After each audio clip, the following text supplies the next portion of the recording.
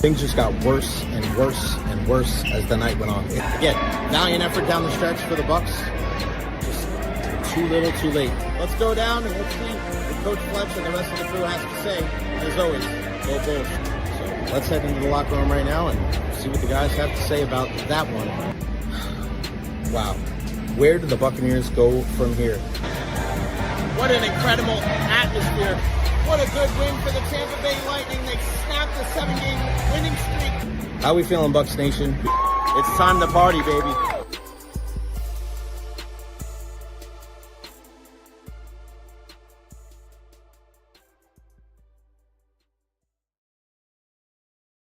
What is going on, everybody? Welcome to the Recher podcast. Happy July 1st. How crazy is it that half of the year is gone already? My God. Where has the time gone? 2025 half over. We're excited for a fantastic second half of the year. Make sure you follow me on all social media platforms: Facebook, YouTube, Twitter, Twitch, TikTok. I am everywhere. Instagram as well. Like and subscribe on YouTube, so you can go check me out there as well. What a show we have for you lined up today at 12:30. Our guy Erik Erlendsson, lightninginsider.com, joins us. 1 o'clock. Rich Hollenberg, one of the Rays voices, for just such a fantastic job pre and post game with on the TV side. And then, of course, at 1:30 today, JD Urso is going to join us. Future Savannah Banana, University of Tampa World Series champion. He joins us on the program. Cannot wait to chat with him. Of course, we want to hear from you. Questions, comments, concerns, leave them there at the bottom of the screen. And we always want to hear from you. Get in on the conversation. Here is the link. Just click on it in the chat. Here it is right here, StreamYard.com/CJZV76D7H4. Just click on the link in the chat and you can join via phone or via your laptop, and we'll talk about everything. There is plenty to get into today. Shout out to our guy Dolan. And look at Carl on location in Hoover with the Hit Factory Pros, the 2027s. Good luck to Jack and all the players there for the Hit Factory Pros with Coach Pat as they look to bring home the championship after a crazy weekend last weekend in Fort Myers, this week in Hoover, and then next week in Atlanta. Shout out to our Hit Factory guys. I was at practice already today from 8 to 10. It's been a full day already today. It has been wild. Shout out to Dolan and Benny and the entire crew. Of course, we always want to hear from you. We'll get into Rays. We'll get into what happened yesterday. No show yesterday on the program, or no show yesterday here because leadoff double for Jack. Woo! There we go, buddy. Love to hear it. Connor's Music Company. Hopefully JBB woke up today. We'll get into that here momentarily. What happened yesterday? Why no show? I woke up yesterday and I was getting ready for the show, had the show all lined up, ready to go. And then I opened the streaming platform. Everything was gone. All the backgrounds, all the layouts, everything that I've worked on, everything that our good pal James Donlin has helped us with to make this show what it is today, everything was gone off of the streaming platform. My heart sunk into my stomach. I didn't know what to do. There was no record, no recollection of anything that I've done. It was a sobering thing. I didn't know what I was going to do, but I didn't give up. I pivoted. I found a way to get everything back. Listen, I know other people say, oh, you can use this platform. To me, StreamYard's the easiest one. So I was able to kind of go and move everything over. Thank God I save a lot of different things, but to get it done before noon yesterday was going to be damn near impossible. So I just took the day, focused on making sure that I could move everything over into 100%, make sure that we had a show today at noon. And that is what we've got here. And I've kind of incorporated some fail safe so it doesn't happen in the future again. But appreciate all the patience and appreciate everybody that always tunes in and supports. Again, follow me on social media in case something like that happens. But wow, what a crazy day yesterday. We were able to pivot and bounce back. And let's shout out our friends, Honest Hammer, right here. Custom Builders. Where are we at? Right there. Honest Hammer, Custom Builders, LLC, residential, commercial, 813-244-0956. Scan that QR code. Give our guy Hammer a call. Russ can help you out with whatever you need. You got a couple of questions. You want to do some renovations. You want to renovate that bathroom. This is the guy to give a shout to. Give him a call and they'll go from there. We love our friends over at Honest Hammer, Custom Builders, LLC. Go to theHonestHammer.com. What a crazy freaking weekend. What a crazy day today. I mean, listen. We got NHL free agency. We got trades in the NFL. We got NBA movement as well. Damian Lillard gets moved. He gets let go because the Milwaukee Bucks signed a guy like Miles Turner. There's so much to get into. First, let's go back to the weekend. Shout out to spend some time with the Hit Factory pros down in Fort Myers. Shout out to Coach Kennedy Duran over at Ostinger. So good to see him, the head coach at Sumner. He was with Leonard for a while. WWE United Champions, I thought was pretty good. I wanted to see Roman Reigns there, but he wasn't there. But I thought for the most part, everything else pretty solid show, top to bottom. And then UFC 317 to see Ilya Topuria. I told you guys this on Friday, if you listen to me. Ilya Topuria is a guy that is on another level. We've spoken about this across all sports. Sometimes you look at a guy and you think he's talented, and he is, but then there's another guy that's just a notch above. And while I think Charles Oliveira, probably a future Hall of Famer, champion, wow. Ilya Topuria put his name in the record books, the 10th fighter of all time in UFC history to win a belt in 2 different weight classes, joining a bunch of Hall of Famers. I'm not going to go all through them right now, but my goodness, fantastic Ilya Topuria. And listen, shout out to Alejandro Pantoja with his win over Kai Kara-France in the co-main event. Really, really good stuff there. So, wow, what a fantastic weekend in sports. So the Rays do what they got to do. You saw the Tampa Bay Lightning in the draft. We're not going to go through the draft picks, a bunch of guys that you don't know, but no trade of Isaac Howard. And I know some people are surprised with that he's still a member of the Tampa Bay Lightning. But with today being the first day of free agency, don't be surprised if there's a bunch of player movement. We'll definitely keep you abreast of that right here on the program. So far, we've seen some big moves in the last couple of days. We saw yesterday Jalen Ramsey getting traded to the Steelers for Minkah Fitzpatrick. We see Jonnu Smith going from the Dolphins to the Steelers as well. We saw Michael Porter Jr. going from the Nuggets to the Nets in the NBA side. Cam Johnson head back the other way. We also see Darren Waller unretiring today and getting traded from the Giants to the Dolphins. I don't know how that's going to work out because I wasn't too thrilled with his game there down the stretch for the Giants. It wasn't great. And then today, the Milwaukee Bucks waived Damian Lillard, stretching the remaining $113 million on his contract over the next couple of years so that they can sign Miles Turner, free agent center from the Indiana Pacers, to a long-term deal. So you're going to have those 2 giants there in the middle with Miles Turner and Giannis Antetokounmpo. But we're hearing that Giannis, according to Chris Haynes, is not happy with Damian Lillard being waived. Now, is Dame going to play much, if at all, next year because of that Achilles injury happening so late? Probably not. I wouldn't be surprised if Giannis was on the move here in this offseason. And if you're a team like the Knicks, if you're a team that is looking to kind of get over the hump, will you reach out to Milwaukee? I think now's the time. Strike while the iron's hot. If they're looking to go in a different direction, then you got to try to see if you can make that move. Wimbledon today as well. We're seeing Ben Shelton, Florida Gator grad, underway right now. He's up 2-1 in the first set. Taylor Fritz, the American, has already won. There's so much. Alexander Zverev, he's up 2 sets. Oh, he's down, 2-1 to Rinderknech. Man. And then we have Novak Djokovic. Actually, he'll be starting in about 20 minutes. So much going on. A thrilling U.S. Win there in the World Cup in the shootout and the PKs there. Matt Freese coming up big. It looks like he wants to be the starter. What a big win for them over Costa Rica. They move on to the semifinals against Guatemala. Guatemala beat Canada in PKs. Holy shit. Nobody saw that coming. Guatemala over Canada. We were destined for a U.S.-Canada match right there. That didn't happen. So over the next 72 hours, the last 72 hours, the next 72 hours, things are going to be freaking crazy. No doubt about it. Hit Factory up 1-0 in the top of the third. Good to see there. Isaac Howard quickly becoming public enemy number 1. That's from Michael LeDuc. Yeah, he is going down that path of the Jonathan Drouins of the world, of a guy that is going to not be remembered very fondly for his time here in Tampa Bay. And if you saw it, I've been going through a lot of old videos the last couple of days that I've taken over the last couple of years. And one thing I found was when I spoke to Isaac Howard last year at Lightning Developmental Camp, and Obviously, there's some issues there in Brandon right now, so the guys aren't going to be on the ice for the next couple of days. I think Thursday and Friday. I'll probably be out there on Thursday because we're only going to do a show today and tomorrow. So many people are on vacation or about to go on vacation. Not going to do a show Friday. Everybody that I'm talking to is already going to be on vacation Thursday afternoon, so no show Thursday and Friday this week. So only Monday, Tuesday, Wednesday with everybody going out of town, but we'll be back next week.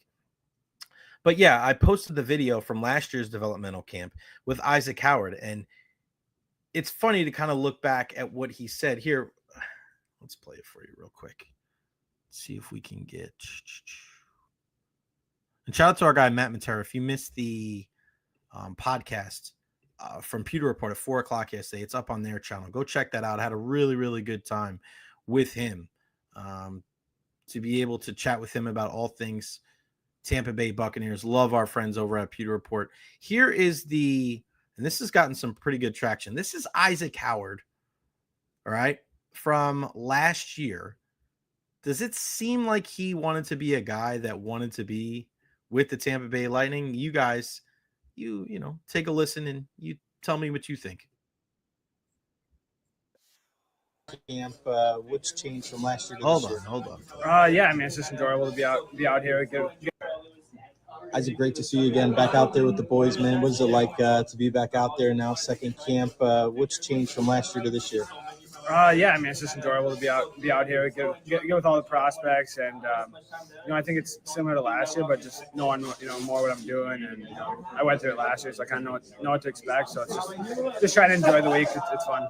How have you changed as a player since the last time we saw you here? Yeah, I think I just keep maturing as a human and as a player. As you get older, just trying to train more like a pro and just keep maturing. Saw you at the front of the line pretty much for a lot of the drills. Like, what type of role does leadership play in your game? Yeah, I think it's important. If you know what you're doing, to step up, and I think it's good to take charge and set the tempo and set an example to start the drills. When you get to go away from the team and kind of see it from afar, like how close do you keep an eye on the Bolts when you're back at school?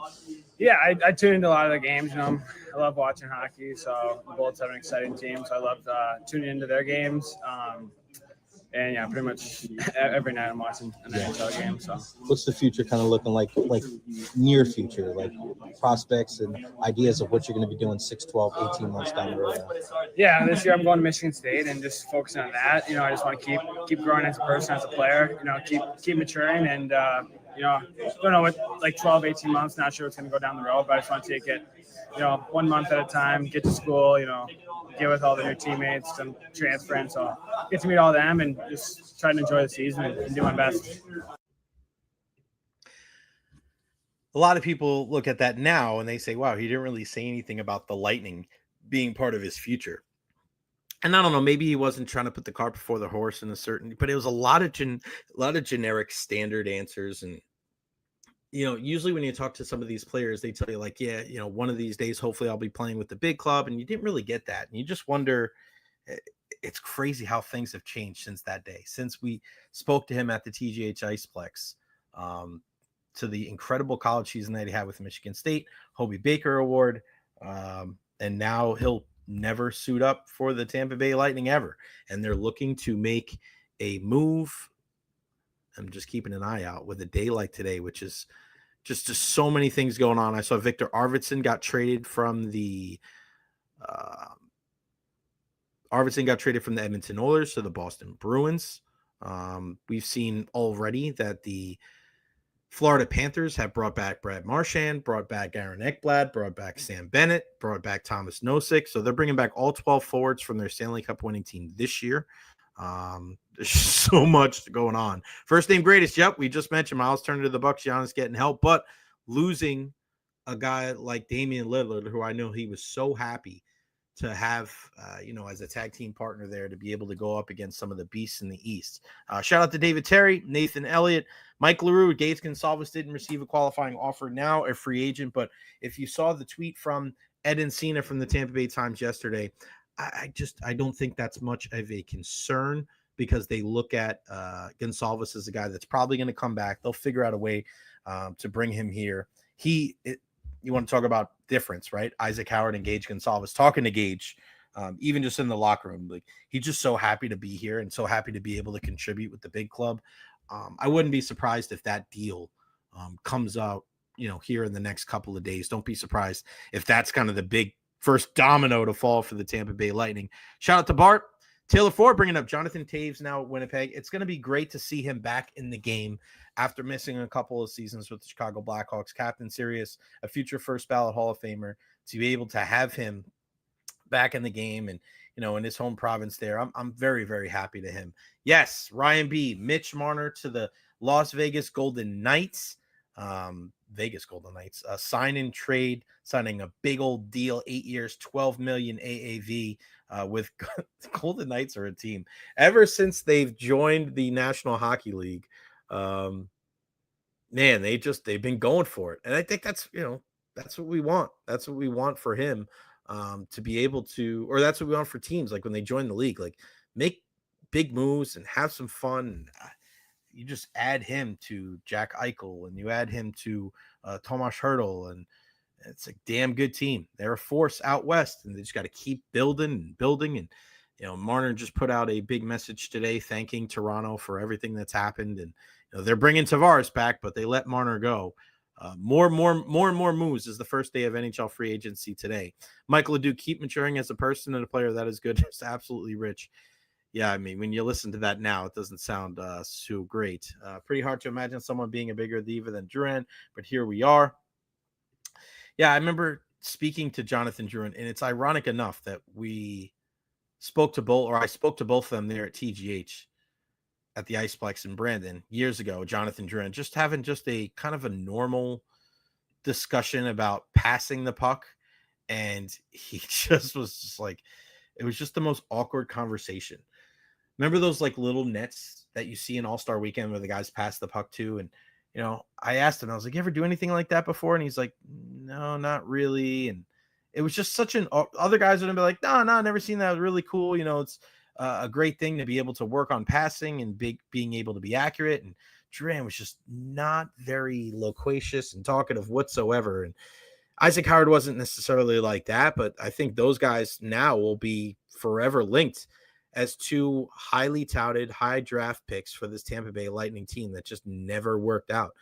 Now, Jonathan Drouin, you're able to move for Mikhail Sergachev, and we see how well that worked out with Sergei being a part of 2 Stanley Cup teams, and then obviously flipping him to Utah for Connor Geekie and JJ Moser. So that really worked out well. You look at this guy now with Isaac Howard. I thought it would be best if you included him in a deal for maybe some other guys, and we'll see if that happens, because it doesn't necessarily have to happen right now.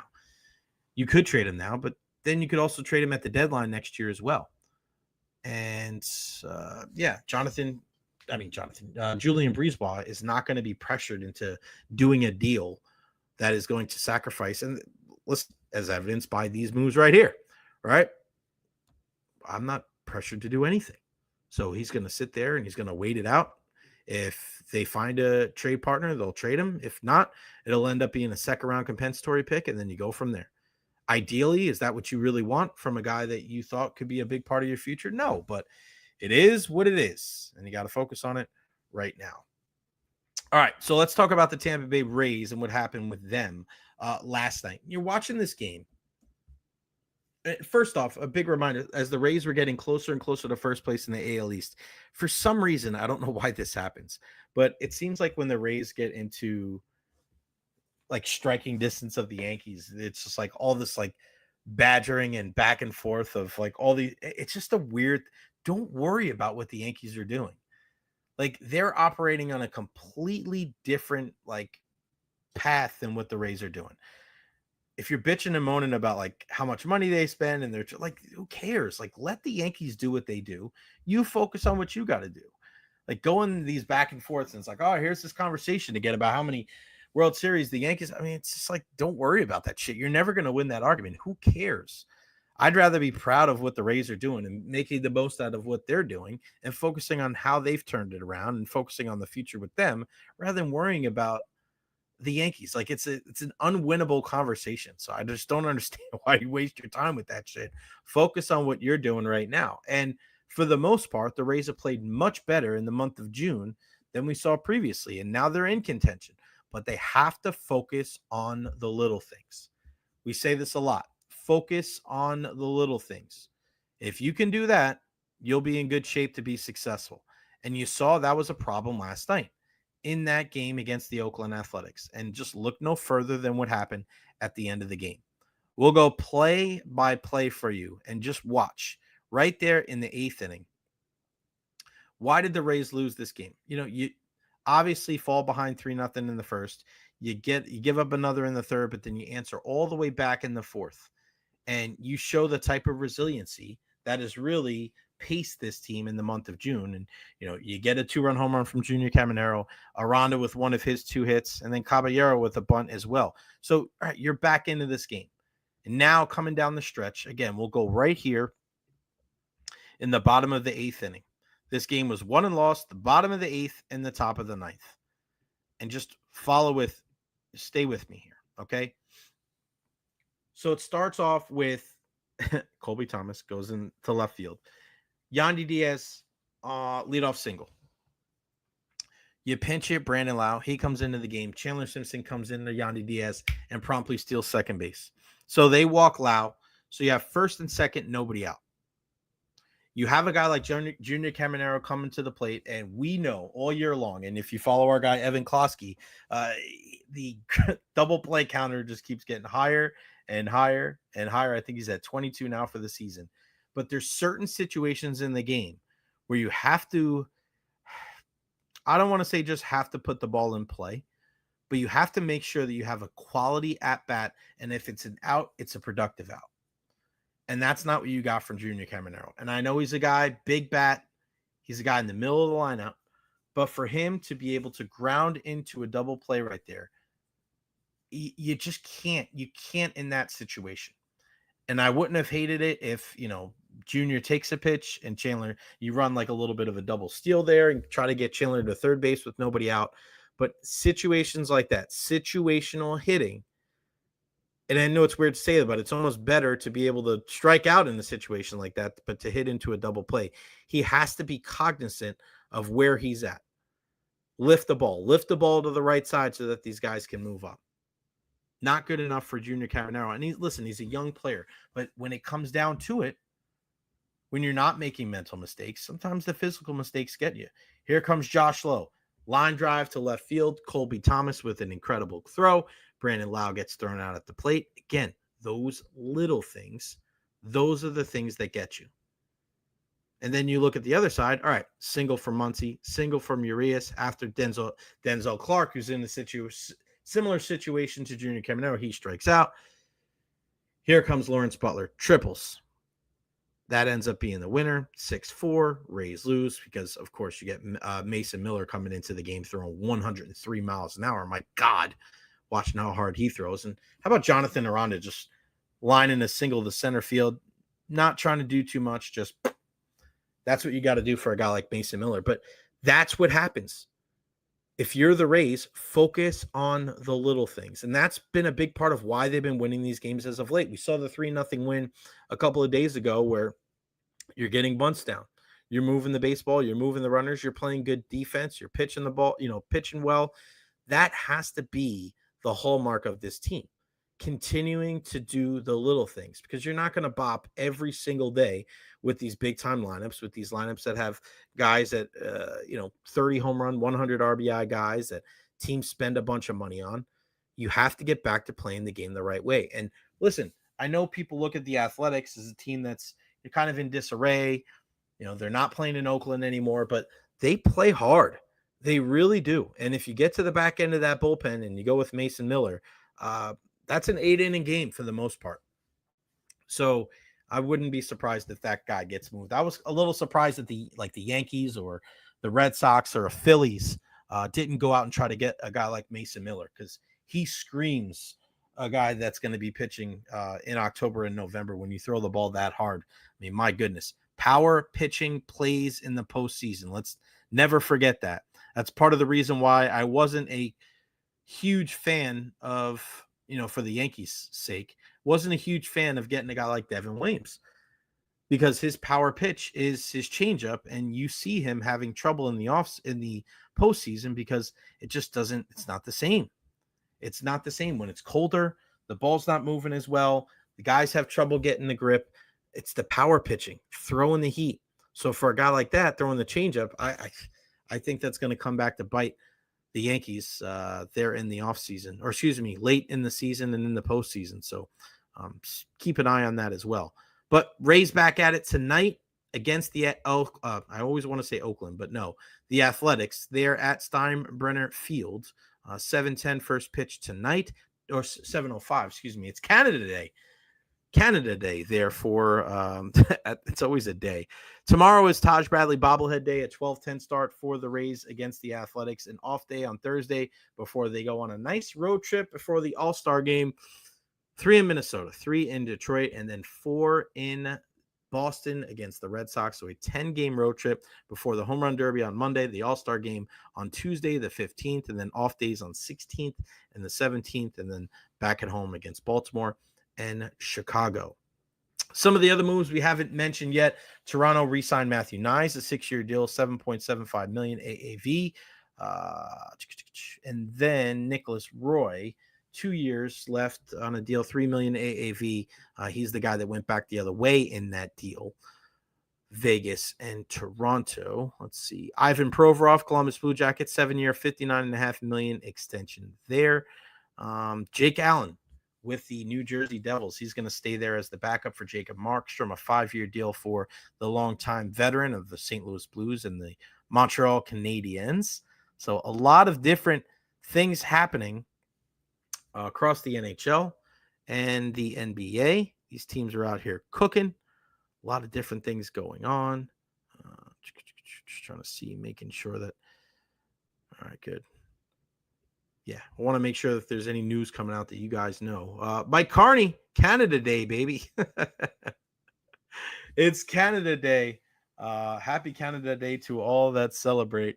And it's ironic that that comes on the same day as the first day of NHL free agency. And we are waiting. And Erik Erlendsson is going to join us here in about 2.5 minutes.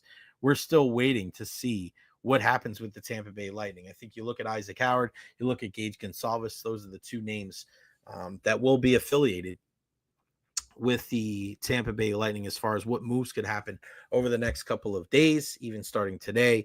But I wonder if the longer it goes, if there's less of a likelihood that we see a move for Isaac Howard.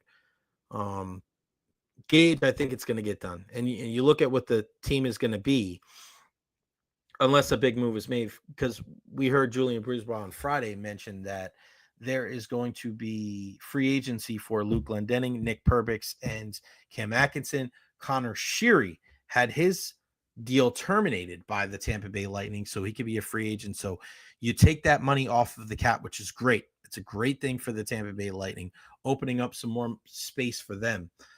So Sheary's gone. Don't have to worry about him. But you look at it now, Cooch, Point, Gensel, right? Bjorkstrand with Cirelli and Hagel. And then that third line is going to be Nick Paul, Connor Geekie, you would assume, and then Gage Gonsalves if he gets signed. And then we know on that fourth line, you're going to have Zemgus Girgensons and Yanni Gord. It all depends on who's that other forward. Could it be a Mitchell Chafee? Could they make some moves going forward? Max Crozier, Lilleberg, Radish, McDonough, Chernak, and then the first line, obviously, with Hedman and Moser as well. So you're looking at this Tampa Bay Lightning team. They don't have as many holes and many spots like other teams out there, but you're moving on from Atkinson. That didn't work out. You're moving on from Connor Sheary, as Benny's saying, complete disaster. And that was just like a mutual termination. You look at it and say, hey, this didn't work out for either side. And we'll see if Connor and he had some good moments there in Syracuse. Our good buddy Ed wrote a nice story on him and Connor Geekie when he was up there. But let's see. Parker Kelly resigns with the Avalanche, 4 years, $1.7 million AAV. The Stars officially named Glenn Gulison the head coach there. There's just man, 5th round pick. Wow. Boston, Edmonton, that Victor Arvidsson deal. It's a 5th round pick in 2027. We just got to keep it.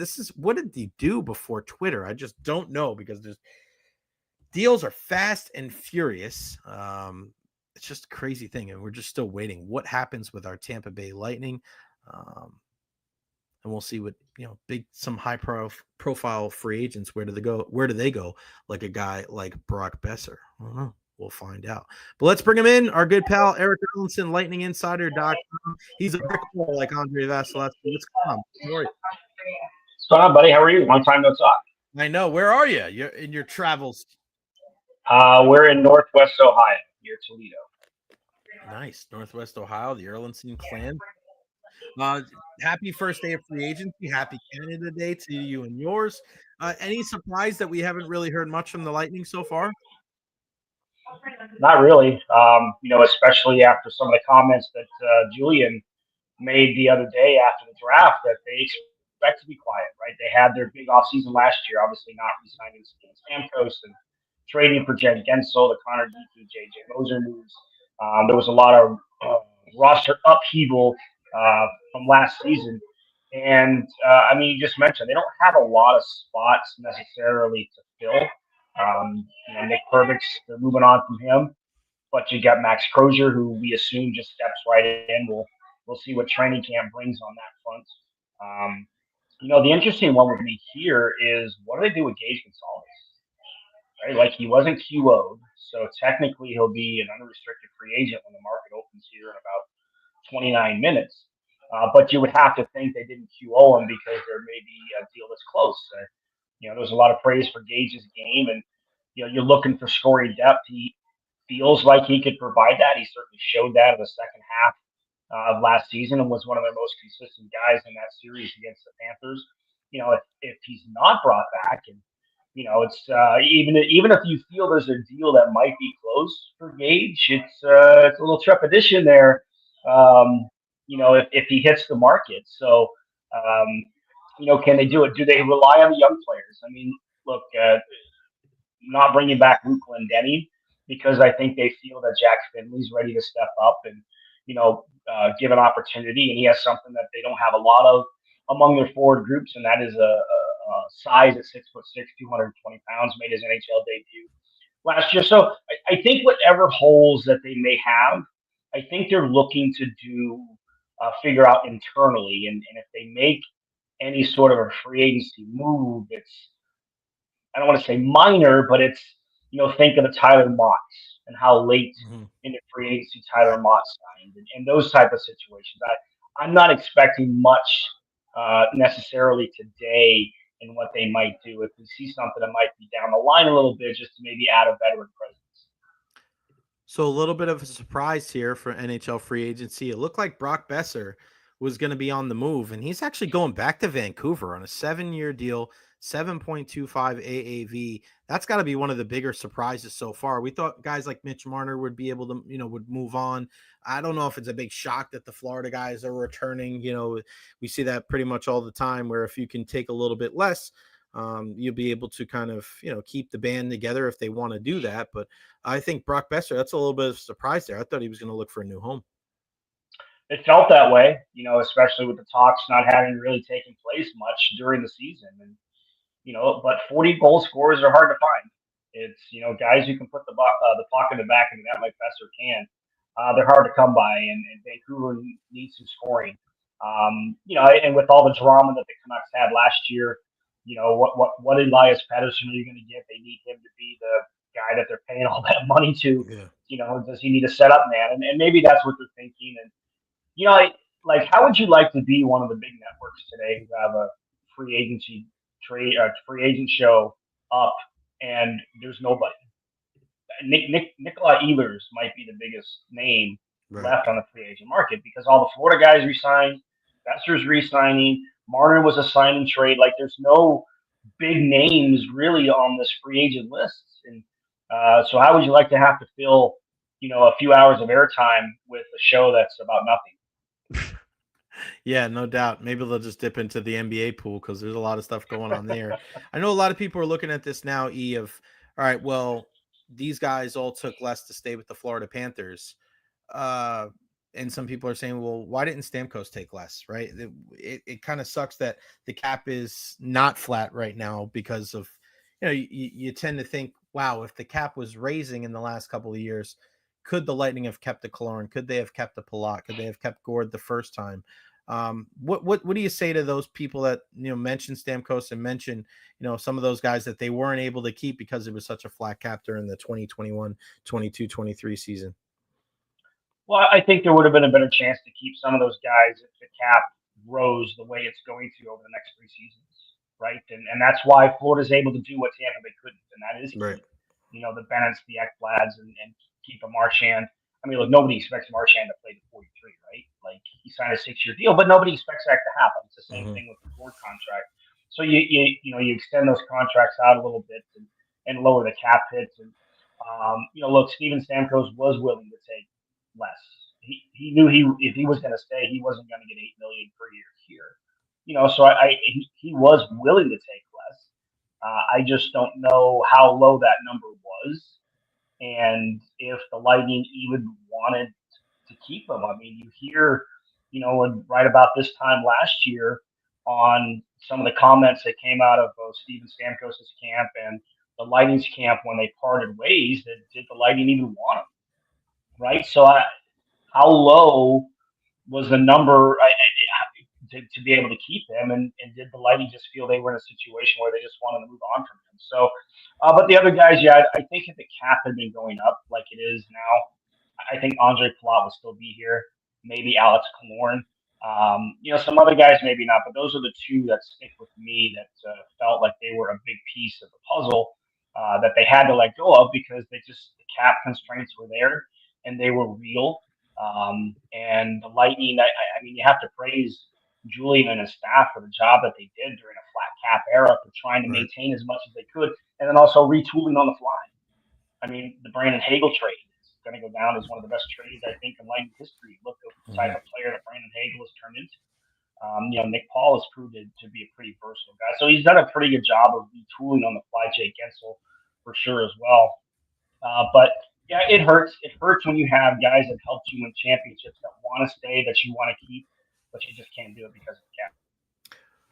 Double E, we were wondering last week leading up to the draft or even on the night of the draft whether we would see some movement when it came to a guy like Isaac Howard. We've had this discussion the last couple of months. We were all gung-ho. We were excited that it looked like he was going to be a part of the team down the stretch, and then we find during the exit interviews that it's not going to happen. He's not going to be with this team. He's not going to play with the Bolts, and that they'll look to move him.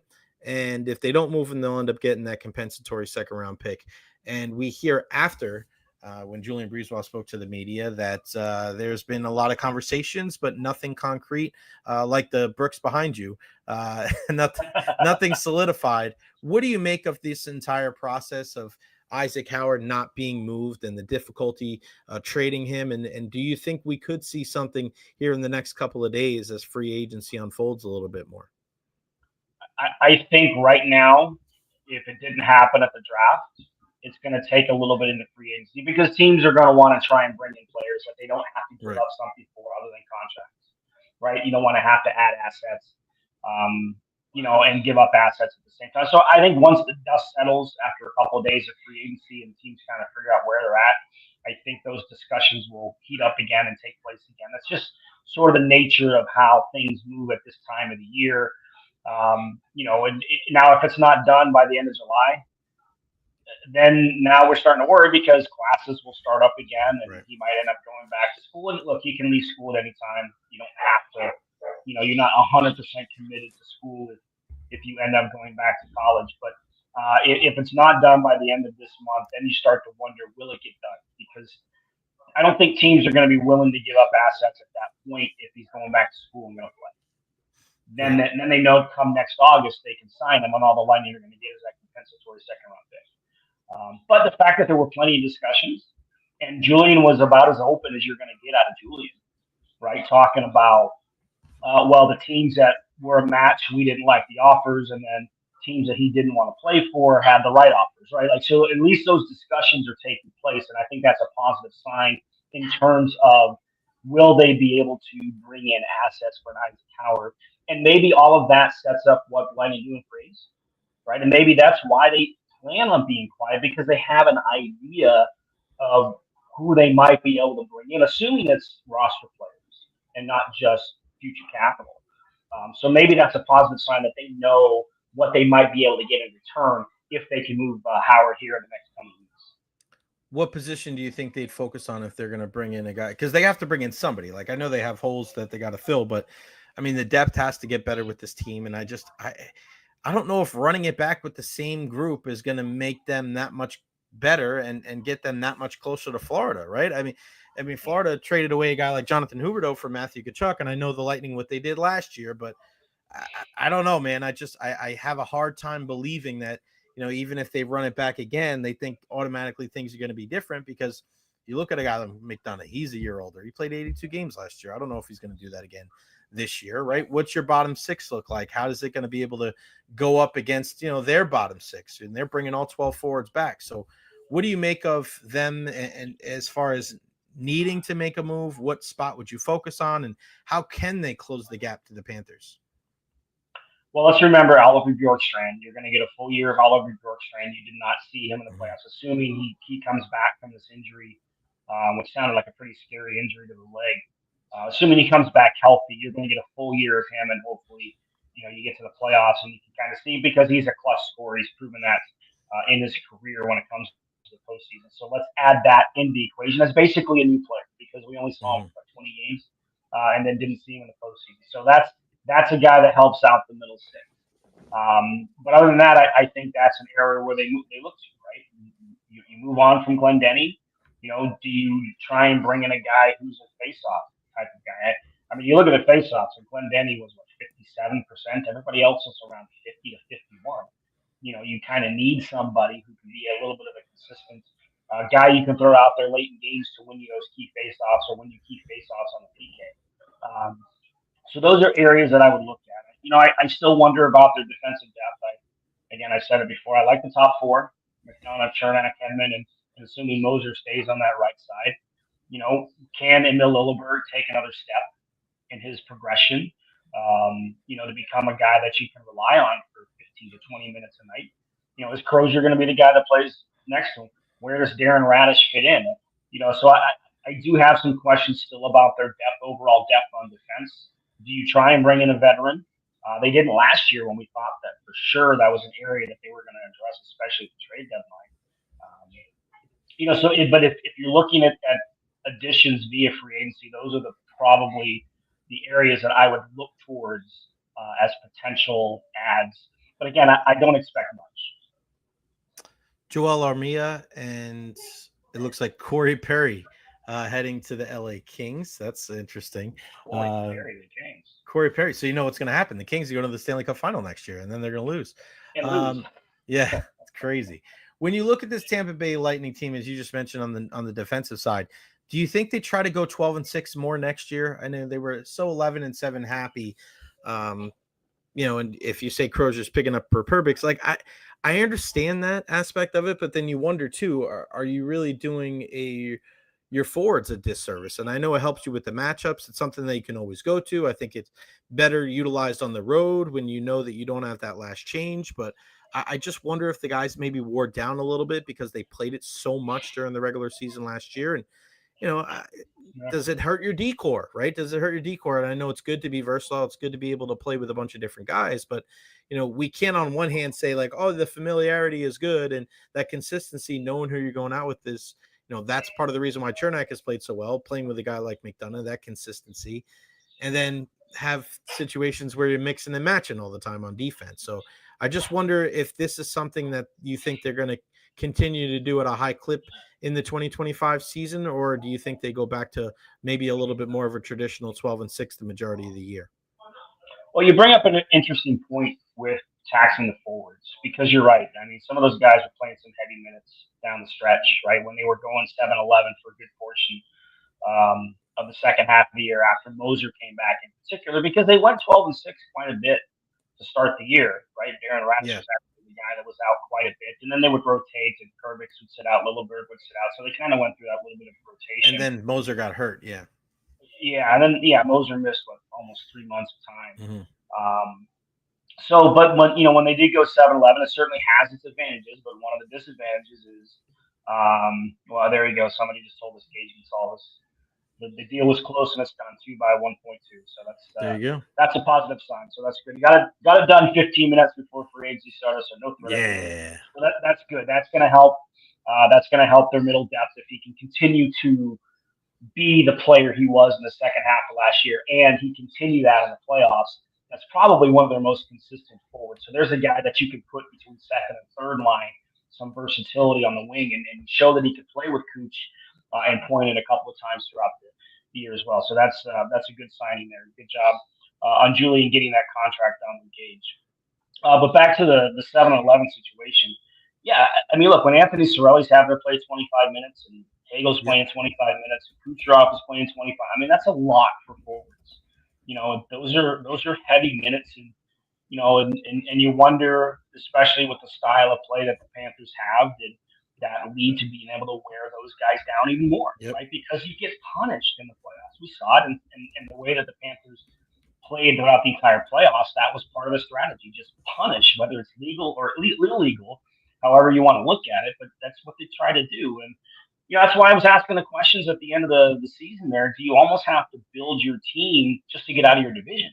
Right. Now, that wasn't necessarily directed at just the Panthers. It just happens to be the Panthers that are for like top 2 years. But you almost have to build your team that way, right? To just get out of your division. And the division's getting deeper. So I guess let's see what the forwards look like when we get to training camp. What does the depth look like amongst our forward group when we get there? And I think that determines whether or not they go 7-11 more consistently or as consistently as they did last year, or if they go, to a more 12-6 style. Because I think every year, every team takes on its own different personality, right? And so next year's team, while it might look similar with a lot of players, will it have the same personality? I think that will be determined within the first month of the season, and I think that'll give them a blueprint of what they feel their team will look like moving forward. 2-year deal for Gage Gonzalez, $1.2 million AAV.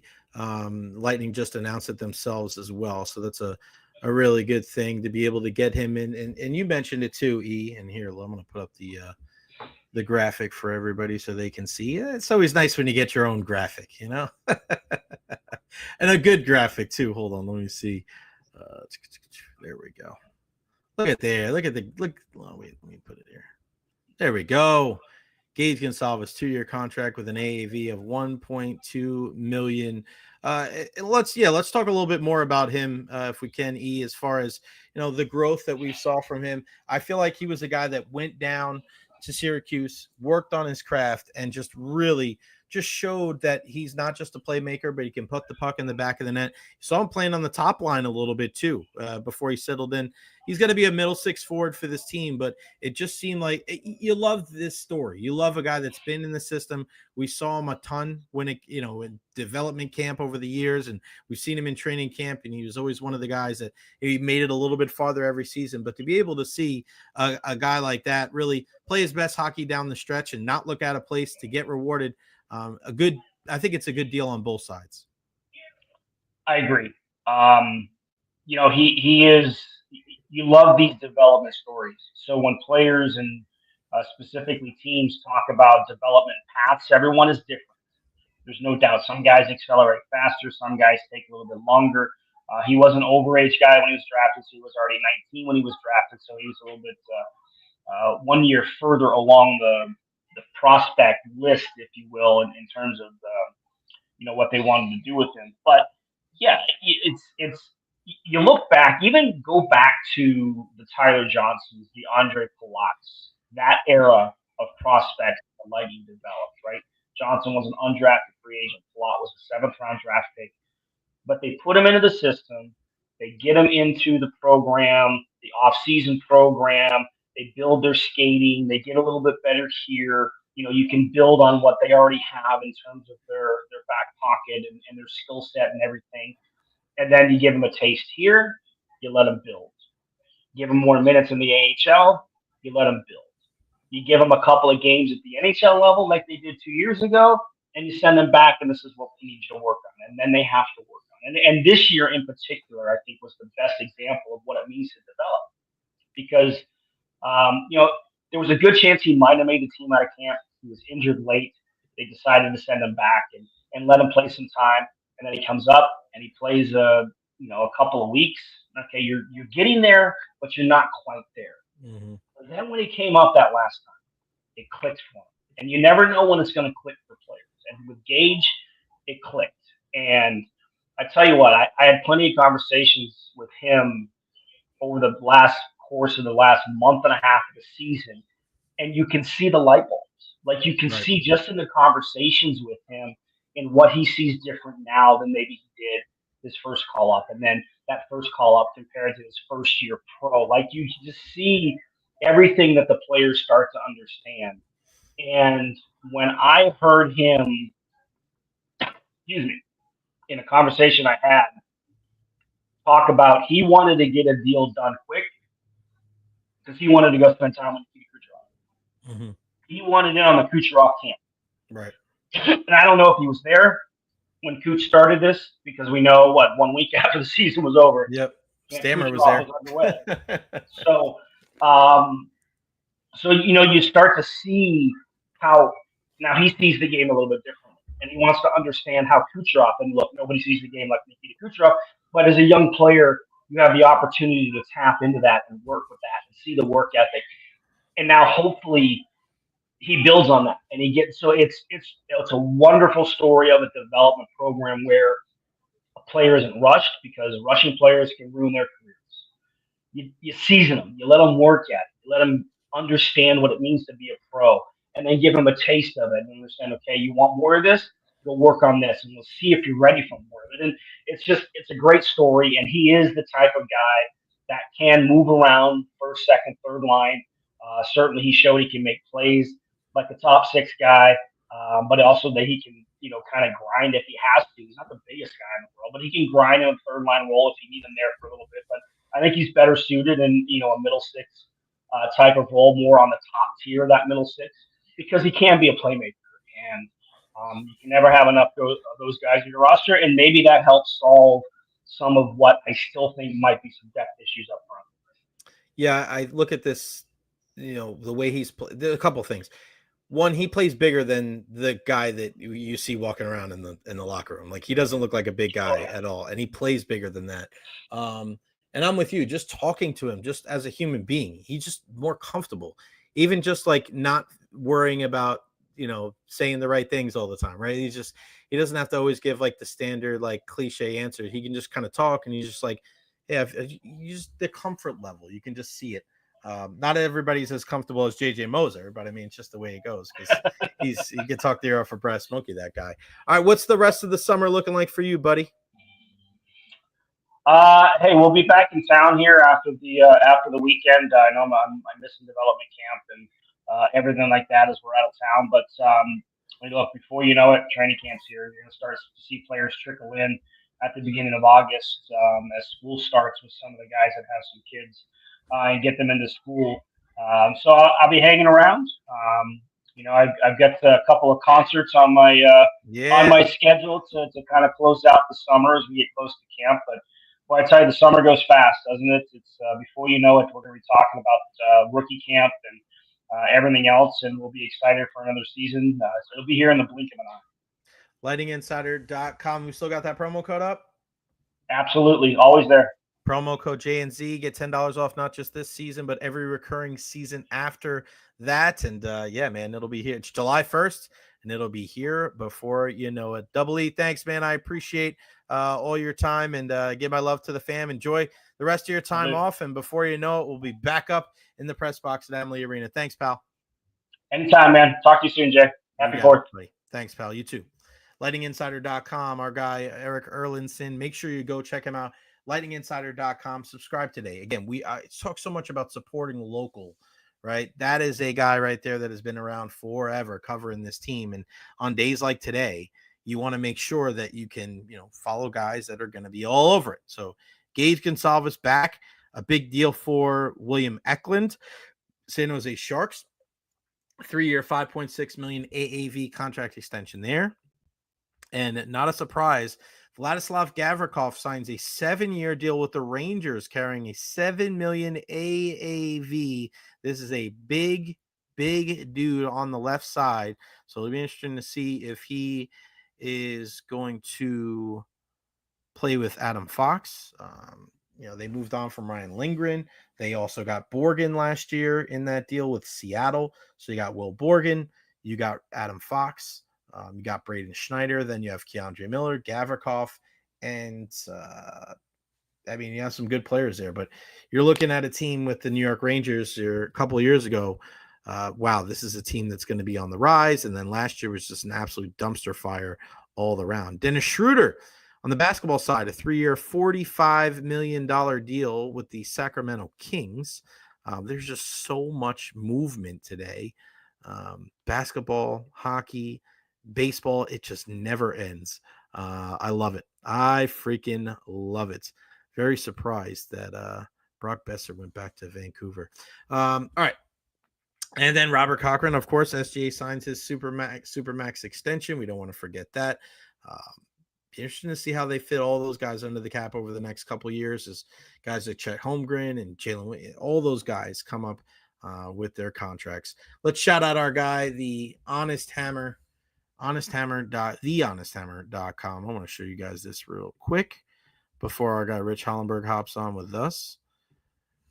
TheHonestHammer.com, Honest Hammer Custom Builders LLC. Give them a shout, 813-244-0956 for everything. Just look at this incredible website that they have. Boom, there we go. Look at this, man. All over the place. If you need anything, residential, commercial, give them a shout. Again, 813-244-0956. We always have the QR code right there on the layout of the Recher podcast. Pre-engineered metal buildings, bathroom remodels, commercial construction, new construction, interior and structural renovations, kitchen remodels. Just look at the reviews. Russ is a big-time Tampa Bay sports fan. We call him the Hammer. You hear him on WDAE calling in. You hear him right here on the show. He is everywhere. You want to make sure that you're supporting local. If you want to support me, this is one way to do it, to be able to show some love to our guy, Russ, thehonesthammer.com. All the information up on the page. And if you have any questions about the remodel, give him a shout. He'll let you know what is going to be the best course of action right here in the Tampa Bay area. No job too big, no job too small. The testimonials on there are great. And he's just a guy that's super down to earth. Everything on their services, portfolio, estimates, about us, schedule the project, contact him, give him a call, tell him you heard it right here on the Recher podcast, 813-244-0956. He is the best. Robert wants to know, will you come out to Oklahoma City? We're getting ready to buy a house out here. I don't know, but give him a call. Why not? Just have a conversation. 813-244-0956, thehonesthammer.com. He is our big-time sponsor here on the Recher podcast, and we always appreciate all the super chats. We've had a lot of those over the last couple of days, too. 1, 2, 5, 10, $20 just to ask a question. Those things go so far. You may not think it's a big deal, but it is a big deal as we try to continue to get this podcast off the ground. And we're very interactive here on the program. We're always trying to big up and lift other people up here in the Tampa Bay area. So any kind of questions, comments, concerns, whatever you guys want to talk about, we're very open-minded here on the program. Erik Erlendsson, lightninginsider.com. For those Lightning fans out there, I say this a lot. You may not think that one subscription is a big deal, but it is. It is, man. It makes a difference. And for a guy like Erik that was able to go from the Tampa Tribune to now lightninginsider.com, nobody has covered this team as long as him. So you want to be able to support those guys here locally. We have our friends from the Tampa Bay Times on a lot. We had Eddie and Cena on. We've had Stroud and Topkin and Romano and Colleen Wright and Joey Knight. We got to support our local crew here in the Tampa Bay area. So whether it's for you, whether it's a gift to get for somebody out there, please do that, because you may, again, not think that a 5, 10, 20, 34, whatever it is, a contribution per month, per year is a big deal, but it keeps people that cover our sports here in the Tampa Bay area in business. It makes sure that they have a job, and there's just nothing like our local coverage here in the Tampa Bay area. And that's why we want to focus. It's like building a good football team. You start from the inside out. Right, you start with the trenches, and then you work your way out. Are we going to talk national sports? Are we going to talk about MMA and WWE and all these different things that happen across the country and the continent? Of course, but it all starts here locally. It starts here in the 813, in the 727, and then we work outwards. But there's so many good things and good people here in the Tampa Bay area. So I thoroughly enjoy chatting with people like Erik Erlendsson. And our next guest, you want to talk about somebody that is really focused on making sure he's putting his best foot forward and helping the next generation of broadcasters and sportscasters everywhere. It's Break In and Breakthrough with our guy, Rich Hollenberg. What's going on, buddy? How are you? Jay, how are you? Always love the kind introduction. I appreciate that. You got it, pal. And it's, you get it. I mean, you understand it, being a guy that does local work, but also does national work. As much as there's a lot of great news outside the Tampa Bay area, I mean, Rich, you don't have to look very far for incredible sports stories at pretty much every level, the prep level, the college level, and for our professional sports teams as well. Yeah, you don't have to win titles or championships for this area to be called Champa Bay. I think that title engenders the sports media as well. And sometimes people look at us and collectively think we're a quote unquote small market for sports. And you know what? I, for one, am here for that. I'm all about it. You don't need quantity, you need quality. And the people we do have in this area, in this region, and I count you among those people, Jay, of course, I think it's all quality. So I've been proud to be a part of this sports media society in Tampa Bay for the last close to 30 years now. And I carry that badge with pride. Well, you're certainly at the top of that list too, my friend. Thank you for the kind words. We'll talk some Rays in a second. Usually we talk about this on the back half. Let's talk about it on the front half. What's the latest break in and breakthrough? Again, you got to go check out Rich.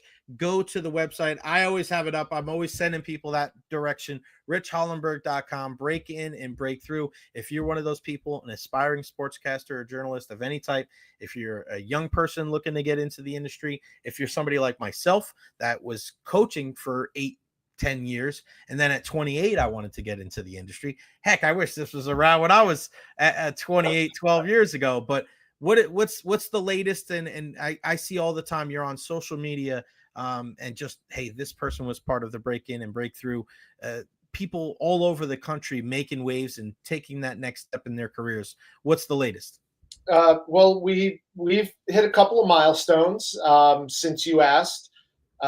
We are now on the back 9 of the 4th year that we've been doing these cohorts. They run every 2 months. It's an 8-week program.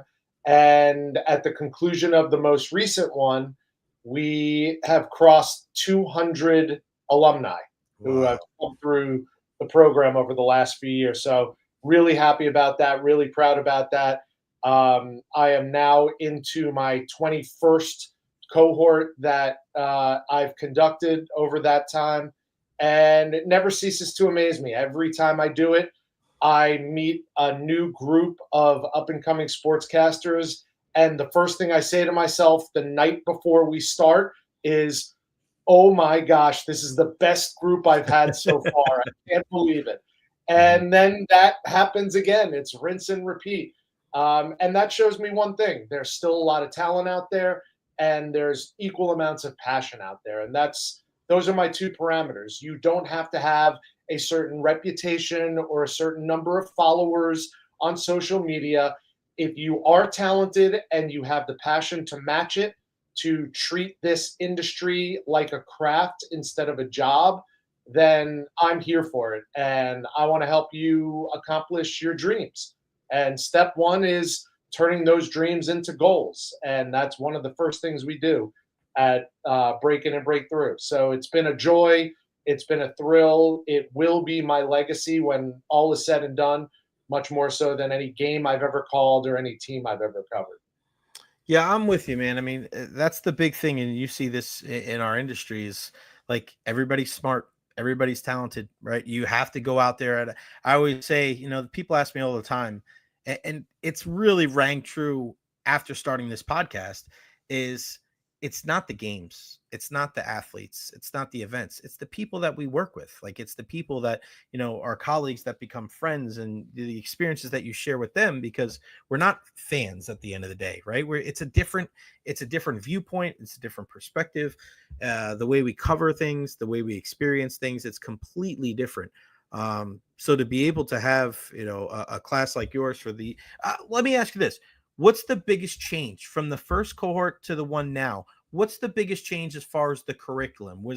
Is there something that you saw over time that you were like, I have to incorporate that into the curriculum because it has become more prevalent over time, or maybe something that you didn't think needed to be addressed that has been? What has changed the most on the curriculum side?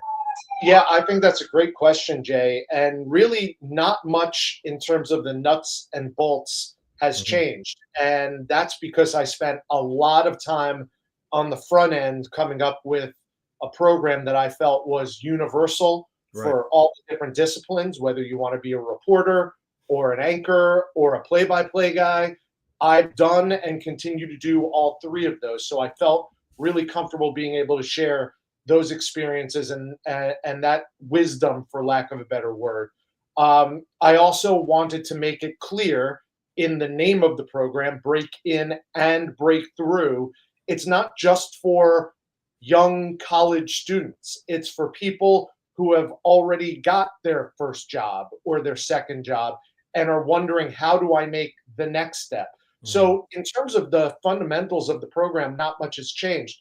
But to your point, Jay, I found it really educational for me as an old geezer in this industry now, 30 years burning down the road in sportscasting,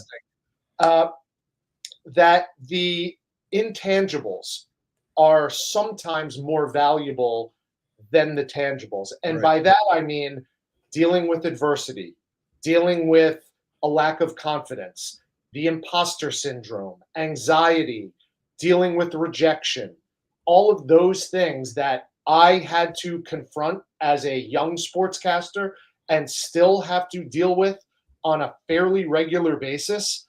Every time my contract comes up with ESPN or covering the Tampa Bay Rays, that unknown, that feeling of uncertainty is something that is prevalent. And now it's talked about more than it ever was in my generation. Right. In my time, when I was coming up in my early 20s, any kind of feeling of self-doubt or uncertainty, you buried that crap. You didn't talk about it. Now it's been normalized, and everybody can and should feel comfortable talking about it, confronting it, and dealing with it. And what I found from the feedback that I've received from the 200 plus young men and women who have come through the program is that, to a man, is the one thing that more people comment on than anything else. I've never felt more confident in myself than I have leaving your program. I've never felt more sure of the direction I want to take in my career than when I got through Break In and Break Through. So that, that makes me happy. That makes me smile and feel like I am contributing something in addition to the X's and O's, if you will, of how to be a sportscaster. No, you've done a remarkable job, and you can see just by the look on a lot of your students' faces, just nobody ever doesn't smile, right? There's just the experience and just knowing that they have that passion to be able to kind of do what you love. And that was my big thing. I wasn't going to work a 9-to-5 job growing up. That was not my thing. I saw how hard my parents worked, and I said, God, if I'm going to do something for a living, I'm going to do something I love, man. I had to. That was, and does my personal life take a little bit of a sacrifice? Yeah, it did for me. I mean, that was my path. This is the path that I'm on, and I continue to kind of, walk that path every single day. Just like the Tampa Bay Rays are walking the path of a team that is contending in the AL East. Even though they come up short last night, you're looking at a team that goes down 4-0. They battle back. What do you think has been the big cause of the turnaround? Even at, obviously at home with all these games front loaded here, but just watching this team from the beginning of the season to now here in the last couple of weeks, where they're really finding their groove and nipping at the heels of the Yankees atop the division. What have you seen from your perspective, the big change with this club? Jay, I think it in some ways goes back to what we were just talking about a moment ago. Mhm. There was a cloud of uncertainty surrounding this team, hovering over this team.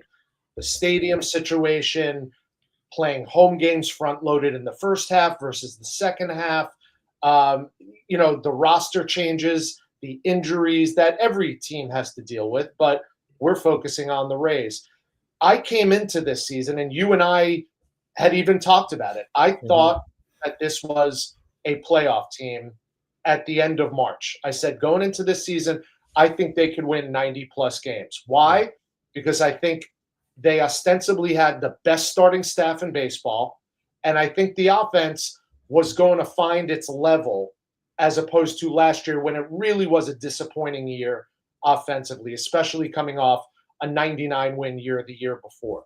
So I felt like an improved offense and a dynamic pitching staff was going to be good enough to get the Rays where they wanted, which is contending for a World Series.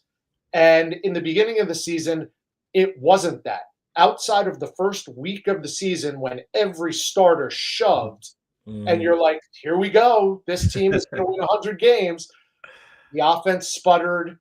The pitching faltered a little bit. And through the first month and a half of the season, we're like, uh-oh, this looks very much like a 500 team. Yeah. And a lot of people kept saying, oh, it's the home field and they're not used to it. And myself and my colleagues at FanDuel, Brian Anderson, Doug Wechter, you name it, we're all like, that's BS, dude. Like, let's not be apologists for this team. Every other team is coming in and having to deal with playing at Steinbrenner Field, just like the Rays were. But here's the rub. Not every team had to play the amount of games that were being played at Steinbrenner Field. All of a sudden now, little tread on the tires, and Tampa Bay clicked offensively. And you found that what everyone was thinking before the season started, bandbox of the stadium, no upper deck in the outfield, wind blowing out to Dale Mabry, the ball's going to be flying out of the yard. And all of a sudden, it started happening. So I don't want to say all of this was expected, because anytime you have a team that played as well as the Rays did in the month of June and even going all the way back to May 20th, you can never expect that or predict that. You could hope for it, but you would never expect it or predict it. But the way they played since May 20th, the best team in baseball, I think a lot of those markers were there before the season started. Yandy's going to have a rebound year. Brandon Lau is entering the season healthier than he's ever been in his career. Junior Caminero is going to have his first full season in the bigs. All of these things that are now playing themselves out. No one could have expected what we've seen from Jonathan Aranda. But that's what the Rays have always counted on. You need players, and I say that plural, you need multiple players to play at their optimum level in order for the Rays to contend for a World Series title. And right now, not to say that this is going to last for the rest of the season, but right now, just about everybody is playing to the best of their abilities. Yandy hit 400 in June. Brandon Lau's got a 16-game hitting streak. Jonathan Aranda, the best first baseman in the American League, if not baseball. Don't at me. I'll fight you on that, because he deserves to be in Atlanta for the All-Star game. So you keep going down the list, and the pitching staff is the pitching staff. They're the best in baseball, in my opinion. So all of that adds to 9 games over 500, and seemingly every night you expect some type of offensive explosion. Yeah, sorry, I lost you a little bit there, but we got you back. You were saying Jonathan Aranda All-Star, right? Mm-hmm. Yes. I think he's the best first baseman in baseball right now. It's hard to disagree with you, buddy. We had our good pal Xavier Scruggs on last week, and he said the same thing. And because I always want to hear, like Rich, we always want to hear from outside. And Xavier, obviously based here locally, but he does a lot of stuff for ESPN MLB Network. I'm like, tell me what everybody else is saying about Aranda. He goes, no, there's a lot of love there. He's not going to get the popular vote, right? Obviously, we know how those things are, but hopefully he gets the nod, because even last night, I mean, Mason Miller's throwing 103, And Iran just like, drop the head on the ball, boom, single to center. And it's just like, when you're going in baseball, and we talk about it with a lot of different sports, like you can't, be successful 30% for the, there's so many different things in sports. Yeah, you can't be successful 30% of the time. You're going to be out of a job. But baseball, you're 30% of the time getting a hit, man. You're going to be pretty damn good. And he's been there. I mean, this good all season. I feel like his footwork's gotten better at first base. I don't know if he's ever going to be a Gold Glover, but still, you've already seen growth. That kid, has he been the most pleasant surprise for you this season? Or I think it would be between him and Jake Mangum, and you could arguably throw Chandler Simpson in that mix, assuming he stays with the big club the rest of the season. I mean, he got sent down not because of his own doing. He was tearing it up before he got sent down, so much so that they called him up a couple of weeks later. I think every season's going to have its fair share of surprises, but those are the three names that really jump to the forefront in terms of things you weren't expecting as much of and in the quantity of as we've seen from those three guys. And that's what makes a playoff championship caliber team, is you have your best players play their best, and then you have some pleasant surprises that you, or maybe more importantly, the rest of baseball just didn't see coming. And all of a sudden you're getting kneecapped by the Tampa Bay Rays going, wait, who had 3 hits? Somebody named Jake Mangum? Yeah. What? Who stole 3 bases? A guy named Chandler Simpson?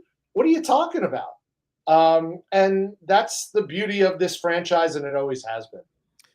Shane McClanahan, what do you I feel so bad for him to not be able to be pitching every 5th day. I spoke to him a year and a half ago. He wanted to pitch last year. What can you tell us about Shane McClanahan? What do you expect from him when he gets back? I don't know if we're going to get him as the ace and the guy that's going to be going every 5th day and trying to pitch into the 9th inning. But, if you had to put your Nostradamus hat on, what do you think we're going to see from Shane McClanahan in the 2025 season? I would expect nothing. I have divorced myself of thinking maybe we'll see him after the All-Star break. Maybe it'll be September or even August. I have completely removed myself from that thought process. I'd rather be pleasantly surprised at this point. It's been painstaking to watch him in the dugout all of these games and hear these periodic updates or setbacks or anything like that. When the latest news you're getting is an Instagram story that he threw off a mound, it's like, I'm happy for him. I want to see him on the mound. We all do. But at this point, I'm not expecting anything. And I think the best case scenario for Shane is the current situation he's in, because there is no pressure. Oh, the Rays can make the playoffs if only Shane McClanahan was healthy. That's not the case. No, it's not. Like we said, last 6 weeks, they're the best team in baseball, and Shane hasn't thrown a single pitch. And that's not to discount his value, but if and when Shane gets to the point where he's ready to contribute to the big league club, it's not like they're like, okay, here's the ball, you're the ace, go, play stopper every 5 games. He doesn't need to do that. Maybe he comes back and they go to a 6-man rotation. Maybe he comes back and they use him as an opener to start. There's a lot of opportunities and a lot of possibilities, and that is only made possible because of the depth of this starting rotation right now. Don't forget, Joe Boyle has been dealing in Durham. So he's waiting in the wings as well. There's trade talk, rightfully so. Taj Bradley, Zach Littell. It's an embarrassment of riches. I call it champagne problems. That's what I would term this whole pitching and Shane McClanahan conundrum. It's a champagne problem. Every franchise would love to have to deal with this issue. Wow, we have a 2-time All-Star who is trying to work his way back and keeps getting setbacks. Well, at least we have the best starting staff in the American League to lean on until that happens. So there's no rush. We all know the Rays front office and their training staff are conservative, maybe to a fault, but in this case, not. Mm-hmm. They're going to be really, really cautious and careful with Shane. And whenever he comes back, gravy. What about a guy like Ha-Seong Kim? I mean, I feel like we're getting closer and closer and closer. Where do you see him fitting in? And unfortunately, who do you think they move, whether it's designated? Because, I mean, you think a guy, some people say, oh, well, Curtis Mead. Well, he's batting second against lefties, so it's hard to think that he's going to come out. You know, do they move on from Christopher Morel because he's out of options? So if you move on from him, you'd have to possibly DFA him or try to move him. Now you're kind of admitting maybe that the deal with Isaac Paredes didn't really work out the way you thought it was going to be. Again, probably more champagne problems having to get rid of a good player. But where do you see Ha-Seong Kim fitting in, and what do you think the corresponding move is going to be? Well, I do think that listen, it's not for me to speculate what the corresponding move would be. I think you pointed out two names that even a casual fan would probably be aware of. It's kind of like process of elimination.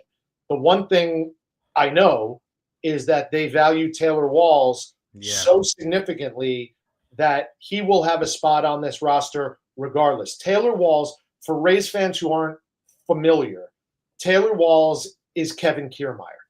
What do I mean by that? Kevin Kiermaier was never much of an offensive threat. He went through stretches, but by and large, he was about a 240 hitter. But he was also arguably the best defender on the field every time the Rays played a game. You could say the same thing about Taylor Walls. They value his defense so much that they're willing to deal with any lack of offensive production because he makes up for it on the defensive end with the glove work. So when Ha-Seong Kim comes back, again, it's not a situation where it's one or the other. It's one and the other. Kevin Cash has said this. He's going to DH a bit. He's going to play a little second base, maybe allow Brandon Lau to get a couple of games off his feet and DH. It's finding that mixture of a lineup, finding that chemistry. I think the biggest challenge for the Rays is going to be you don't mess with a good thing. And right now they have not just a good thing, but a great thing. So do you want to insert someone and be like, okay, Brandon, now we're moving you down in the lineup, or we're going to sit you a couple of more days every week and take you out of this tremendous groove. By the way, Brandon Lau is a 300 hitter over his last 57 games. People are like, oh, 16-game hit streak. He's so streaky. Folks, he's not streaky. He's the best second baseman offensively in baseball right now. He's been hitting 300 for the last 2 months. So Brandon's not going anywhere. But the Rays are very hyper aware that it's a long season, that they're playing in situations, i.e. at Steinbrenner Field, that are brand new to them, and they want to play deep into the postseason. So if the worst problem they have is telling guys you're going to get an extra day off once or twice a week, I think that's what we're going to be dealing with. The only thing you need to be really careful of, and there's no way of knowing this until it's hindsight, is how is that going to affect the on-field chemistry of this team? Because I think the off-the-field chemistry, the clubhouse chemistry, that'll take care of itself. The Rays are tight. They're together. They're in it. But you insert any new piece, and all of a sudden the question arises, how is this going to affect the chemistry in the lineup on the field? And that just remains to be seen. Yeah, can't wait. It's going to be a tremendous finish to the 2025 season. What's the Hollenberg crew have in store for the rest of the summer? Absolutely nothing. And I say that meaning we're going to be busier than chickens with their heads cut off. Yeah. We're done with our travels. I had a rare opportunity to have a week off in June during baseball season. That has never happened in the 12 years that I've covered this franchise. So we took full advantage of that. And I have a family of 5 with 2 in college and 1 about to graduate after this year. So those opportunities to take a family of 5 vacation are fewer and farther in between than ever. So we took advantage of that. And the rest of the summer It's about AAU basketball for my high school son. And in about a month, we're shipping the 2 Georgia Bulldogs back to Athens, Georgia. Wow. You're going to be an empty nester, buddy. Couple of years. Unbelievable, man. That's Yeah. awesome. Any big basketball news stick out to you? Because we always got to talk a little hoops. Anything stand out to you over the last couple days? I think the revenue sharing is a big headline, Mm-hmm. but I think that all it does for me as a basketball fan, I'm not even talking as a broadcaster, is kick the can down the road that there needs to be not just changes, but sweeping changes Right. at the NCAA level for not just basketball, but for all of college sports. And I'm stealing this from Jay Billis, but Jay said the NCAA does a fantastic job of putting on its championships, but everything else, they need a lot of work. And that's how I feel. Yeah. I think if we keep going down this road where it's unfettered spending and NIL, drinking out of a fire hose, Yeah. I think the NCAA as we know it is going to cease to exist. And there's going to be a group of investors who are going to come in talking specifically about college hoops Mm-hmm. and say, we're going to pay every team $5 million to compete in our tournament in Las Vegas and screw March Madness. I think in our lifetime, we could see the end of what is the best postseason tournament in all of sports, professional or college. Mm-hmm. And that would be the saddest of sad days. I'm with you. And I think there are sweeping changes that need to be made in order for that not to happen. I couldn't agree with you more, man, because I look at it and, what if the teams separate from the universities, right? What if college football and Ohio State, Alabama got, 5 or 6 of those teams go one way, and then college hoops, Duke, North Carolina, Kansas, and Kentucky, Michigan State, they're like, all right, well, we're going to do this and we're not going to play. It's not going to be the same. Like, it's going to be completely different. So I'm with you, man. It's the Wild Wild West. I was glad that a team like you or a program like USF was kind of on the forefront for the NIL, but I mean, man, it's a lot of loose purse strings all over the country, and you don't know what the heck the future entails. But I do know what the future entails for anybody that is part of the Break-In and Breakthrough program. Again, go check it out, richhollenberg.com. Rich, always appreciate your time, your mentorship, your friendship. You are the best. Thank you so much. Enjoy the rest of your summer, my friend, and we'll talk again soon. Thank you. Thank you, Jay. Always great to be with you, buddy. You got it, pal. The great Rich Hollenberg, and I don't use that word great very loosely. Like, he is the man, and just a wealth of knowledge about our Rays, about college sports, about hoops. And I said it with Rich, I'll say it again. Like, it's the games are great, the events are great, but the people that we work with are just they're just top tier people all the way around.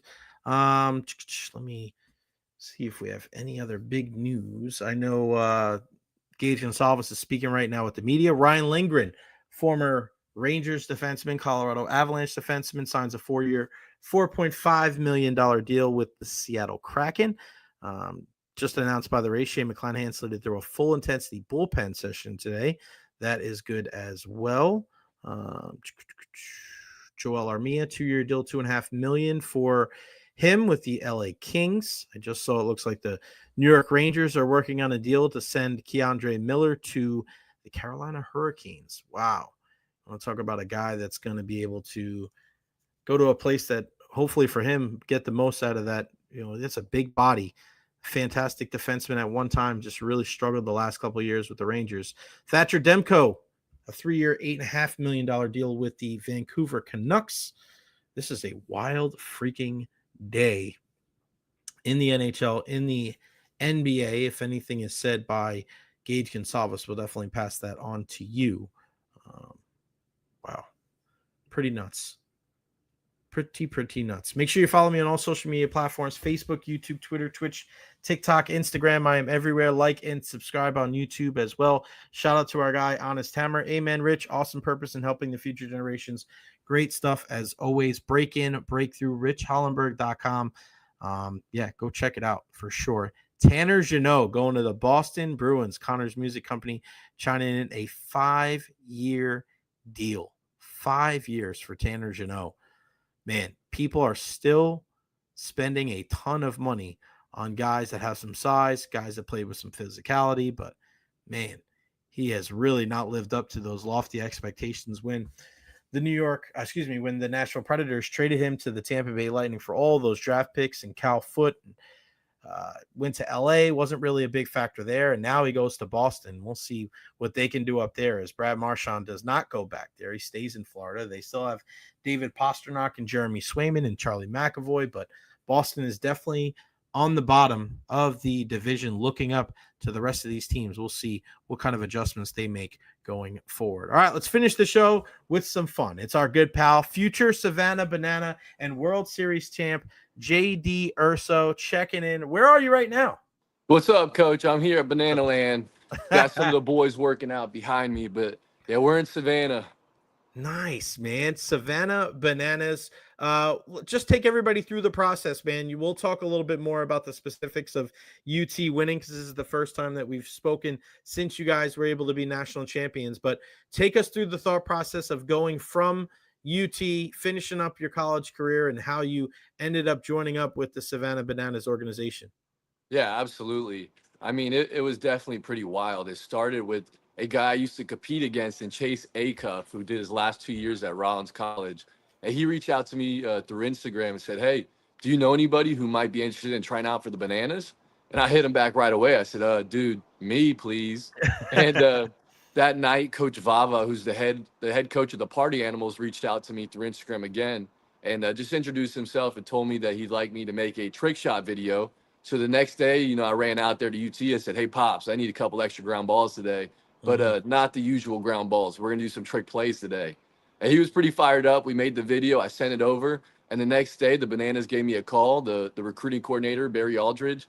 And he said, "Hey, man, we'd love to offer you a contract to come play for the Visitors, which is Banana Ball's intro team." You could think of it like a minor league organization for the big show. And we're fortunate enough to play 6 games this summer, 3 this past weekend against the Party Animals, and we'll play 3 more against the Bananas in about 10 days or so. So it's been wild, especially coming straight from college and, playing normal baseball to coming over to Banana Land and now being a Banana Ball player. It's been quite the month, and I'm not looking forward to slowing down anytime soon. So for the people that don't know, everybody I think knows the Savannah Bananas, but what about the Party Animals? What about the teams like surrounding them, including the Visitors and the Party Animals? Like, what does that process look like? How do you move from team to team? How do you eventually be a member of the Bananas? Yeah, so obviously a lot of people compare the Bananas to the Harlem Globetrotters, but the biggest difference is these other teams that the Bananas are playing against are talent-wise pretty much just as good as the Bananas. This past weekend playing against the Party Animals, they have a former first-rounder in Jake Skoll. So it's not a one-team big leagues here. Every team that's in the organization and every team that's playing Banana Ball has absolute stars. Obviously, the Bananas are the team that the whole organization is based off, and most of those players are the highest tenured players that have been here. But all the other teams are just as competitive, and the only way to really get onto a full-time team at this point is through the Savannah Visitors, which all of my teammates pretty much just either came from college or stepped down from pro ball, independent ball, affiliate ball, whatever it may have been. But this is pretty much the only way to the big show now. And the 6 weeks here is essentially like a spring training 6 weeks. And there's definitely a lot to learn. Just being a ball player isn't enough to come here and instantly be good at Banana Ball. This is a totally different animal, and that's what we're learning right now. How many teams are there outside of the Bananas?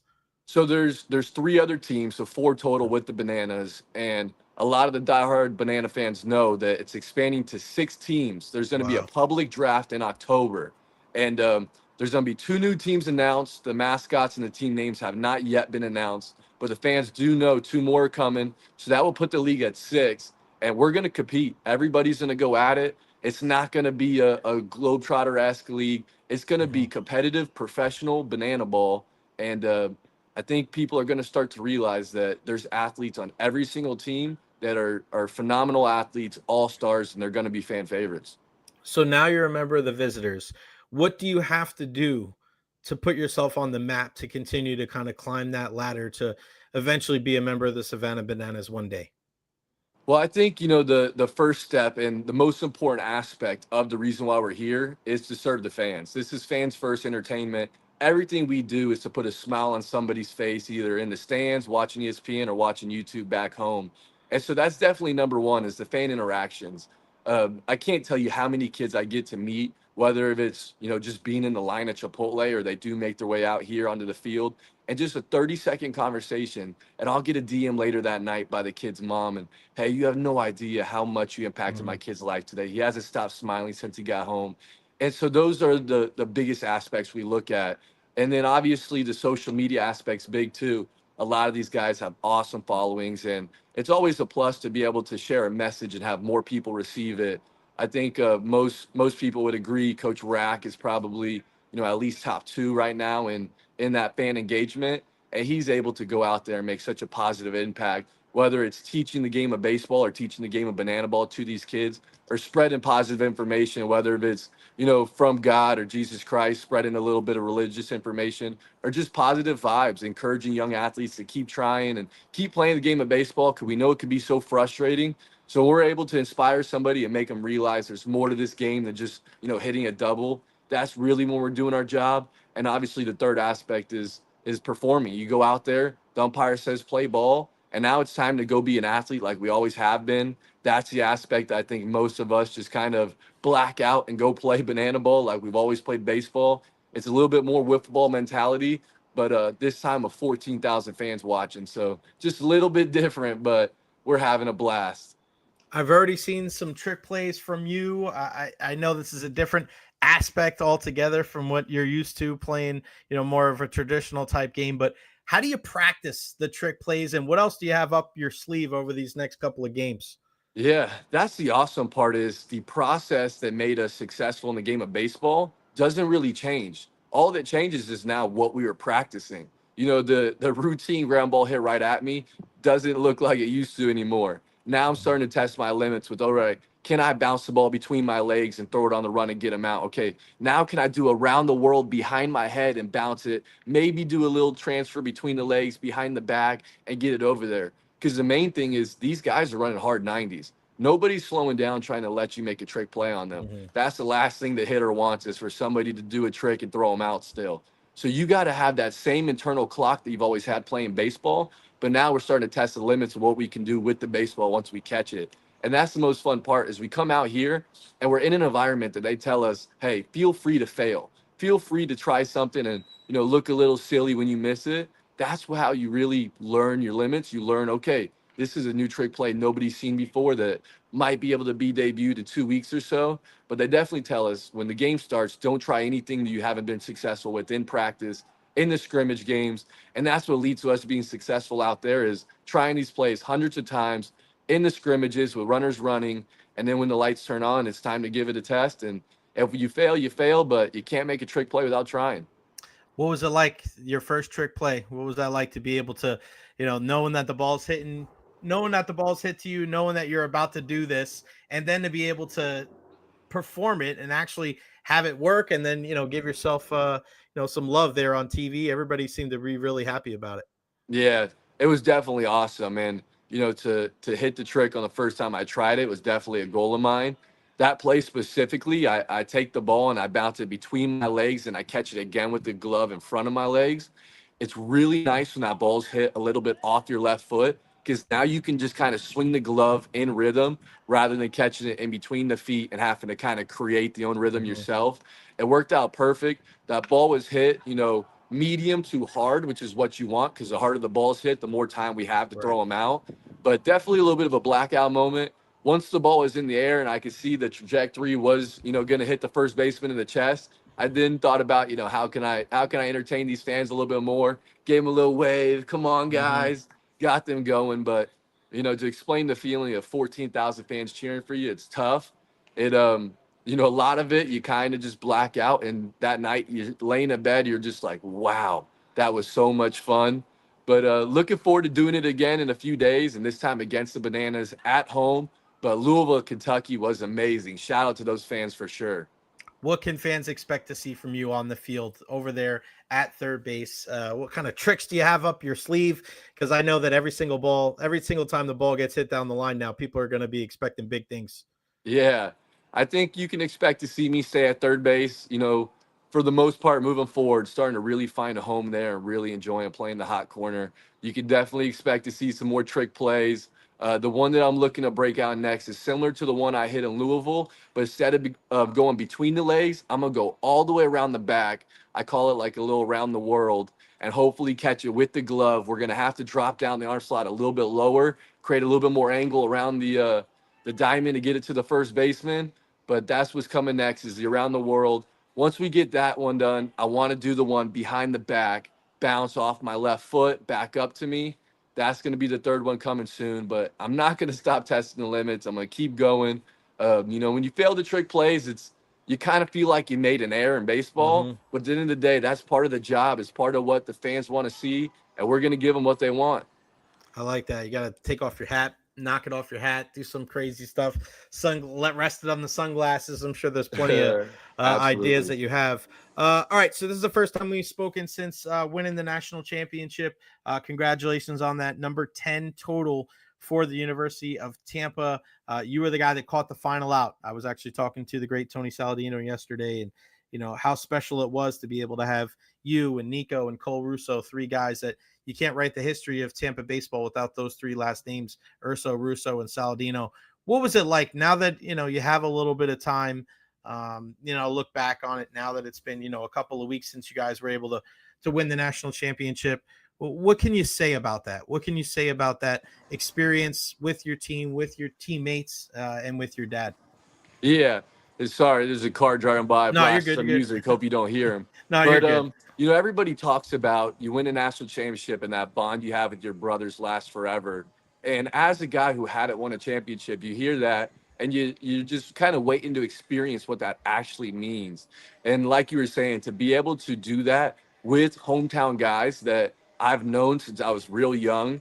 Nico Saladino, he used to play for the Hornets out of Brandon. My team, the Tampa Titans, as you know, we would scrimmage them every Tuesday, I believe. We'd go back and forth through locations, and it was just perfect. We knew every guy on every team.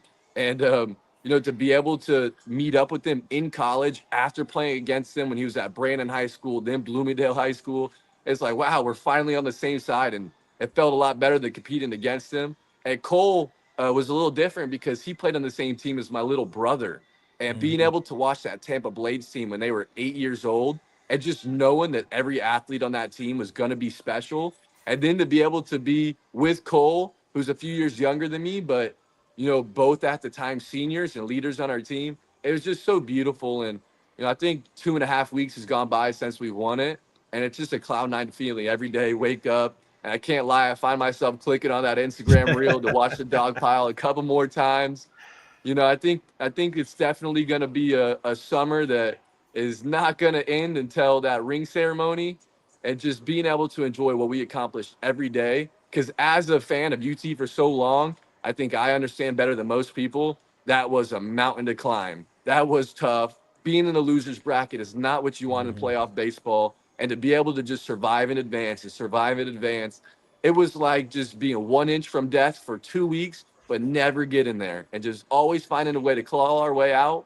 And the Kevin Karstetter 3-run home run was just another moment that it was just like, oh my, this is gonna happen again.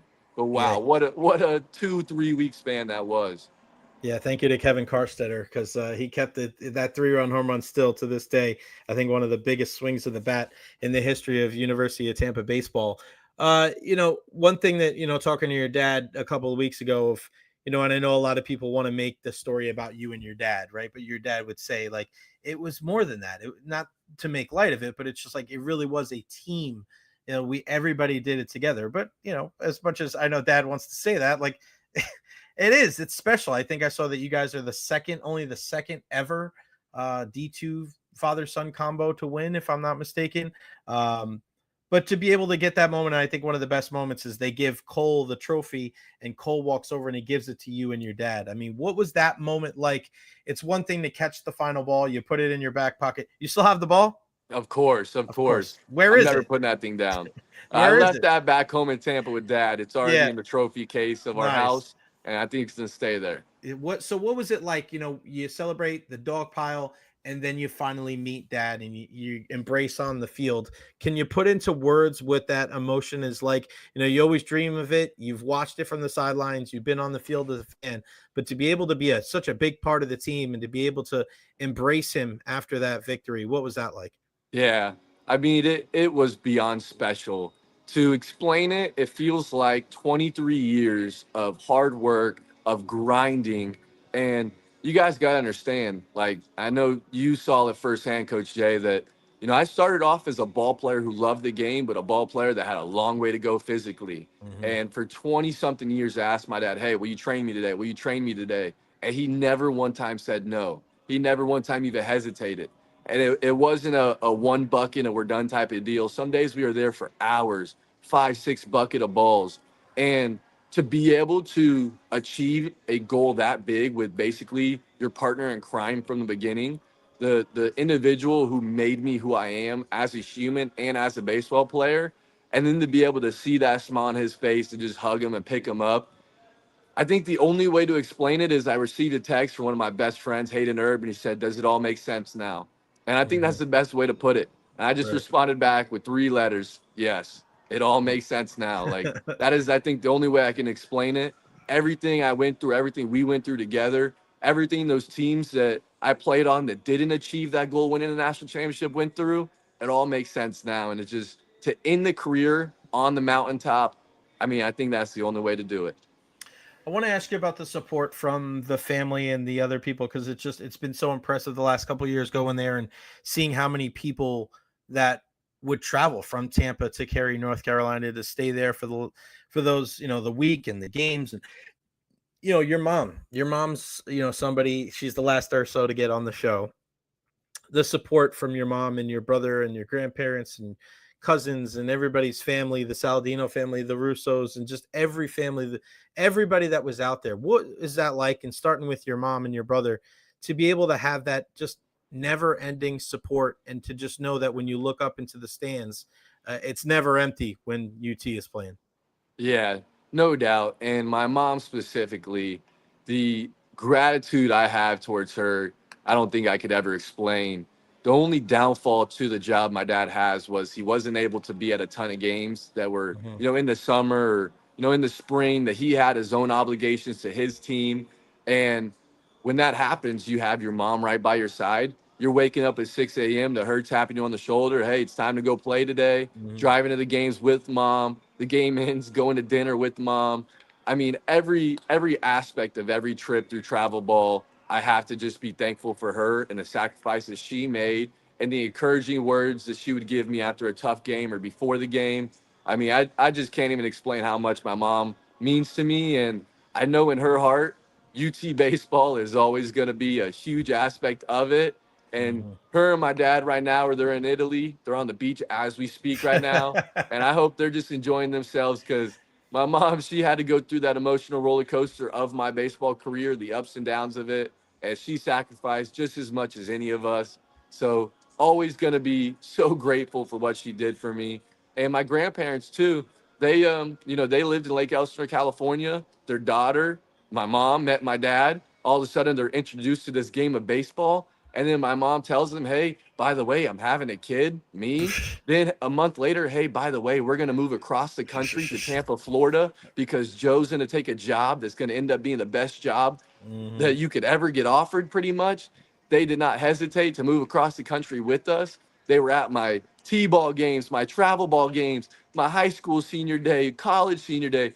Every step of the way, Bobby and Papa were with me. And so cannot express how much I love them, how much it means to me that they were able to be there. And all my aunts and uncles, my Uncle Mike, he didn't miss a game. He made sure if you were an opposing pitcher that you felt his presence for good or for bad. You felt Uncle Mike's presence.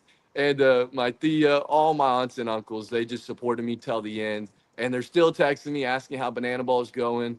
So I think it's not a secret in Tampa that the Urso family is wild, but we have big hearts and we love each other. You may not know Uncle Mike, but you sure as hell have heard him if you've ever gone to a UT game. That's for sure. He is a No trip. doubt. He is hilarious. And then the support of just like your brother, your girl, your friends, like just what have those messages been like for people, like you said with Hayden Erb, but just the support and the love that you've gotten from even like some of your peers and some of your colleagues, some of your former teammates as well? Yeah, it's been incredible. And, Preston, I have to credit gigantically because I swear part of my success in the game of baseball was all those nasty wiffle ball pitches he threw me throughout all those years. That guy could move a blitz ball however he wanted, and I had to learn to hit it. And to grow up with him and, just to, unfortunately for him, he was the only guy I had to compete against, no matter if it was playing, pickup basketball, wiffle ball, and we were bass fishing. So he definitely knows how competitive his big brother is. But I love that guy to death. So proud of what he's doing with the fire department. He's at every game that he's not working a shift. He loves UT baseball. He's not afraid to let us know that he thinks he could be doing what we're doing, maybe even a little bit better sometimes. But we love P-Man to death. And my girlfriend, Cassidy, I met her like 2 weeks into college, 6-year college career. She never complained. She never said, "Are you really going to do another college year?" She just put on the UT shirt, came to support. When it was time to go to Miami, she was there for me. The ups and downs of it all, she was been there. She passed every baseball test you could ask a girl to pass. She is officially in the clear. She has what it takes to be a baseball girlfriend for sure. Yeah, no doubt about it. And her and I sat next to each other during the Mississippi College comeback. It was hot as hell, 8-1. And then we sat there in the front row, and then you guys started scoring runs. And I was like, I guess we can't move. We got to stay here. So we'll definitely take some credit as well. What is the next 6 weeks? What does the rest of the summer look like for you after these next couple games? Yep. So we're still here in Banana Land grinding. We got about 2 more weeks here in Savannah. We'll practice today at 5:30, getting ready for those bananas on the 8th, 9th, and 10th. The bananas are a big test for us. Defensively, they're probably by far the best team in Banana Land. So we got to make sure that we're ready defensively to kind of back them up and be able to not get shown up by their backflips. So we're gonna keep grinding. We got about 8-9 days off before that test. And so we're getting back to work today. Yesterday was a travel day. Body feels ready to go. And so we're right back at it, hammering at the nail. And every day now is about getting better at the game of banana ball, which is a new challenge, but I'm loving it. Make sure you follow him on all social media platforms. What is it? Hashtag JDUrso7. That's on Twitter. Underscore JDUrso7 across all my social media accounts. And I think I'm going to have a YouTube account coming soon. I think that's one of my new goals. There you go, buddy. Get it going, man. Keep working on that brand, getting bigger and bigger and bigger. And if I think of any crazy trick plays, I'll text you in the middle of the night so you can use it and post it all over worldwide. I'm so happy for you. I'm so proud of you. Congratulations on all your success, man. I'm so glad that you found a home there with the visitors, ironically enough. Yeah. And the future's bright for you, man. Just keep grinding and keep doing what you do. I appreciate your time, my brother. Have a great rest of your week. Talk soon. Thank you, Coach. Thank you so much for having me. You're the best. We'll talk soon. Thanks, pal. The one and only JD Urso. Man, you want to talk about living out a dream. Insane. That's so damn cool. Shout out to Nelly Vidal. What's up, bro? Much love to you. All right, man, what a show today. There's been so many things that have happened in the hockey world and the basketball world. Let me see if anything else. Happy Bobby Bonilla Day out there. Man, my man gets a $1.19 million again every single year. We know that Scott Perunovich, defenseman, long time with the St. Louis Blues. He's now with Utah, 1-year, 2-way deal. There's going to be more and more deals here over the next couple of hours. Hockey, basketball. Just make sure you check it out again. Tanner Jeannot, 5-year deal, $3.4 million a year, up there with the Boston Bruins. All right, a big thank you to everybody that joined us on the program today. JD Urso, Rich Hollenberg, and of course, Erik Erlendsson, LightningInsider.com. Follow me on all social media platforms: Facebook, YouTube, Twitter, Twitch, TikTok, Instagram. I am everywhere. Like and subscribe on YouTube as well. Back at it tomorrow on the program. I know our guy Scott Reynolds from Pew Report is going to join us. Of course, we have other irons in the fire as well. I appreciate you all bearing with me from yesterday, dealing with all that crap that I had to deal with, but we're back, baby, and we ain't going anywhere. Back tomorrow at noon. I appreciate you all. I love you all. Keep those super chats coming. $1, $5, $10, $20. Every little bit helps. I love you all. We'll see you tomorrow at noon right here on the Recher Podcast.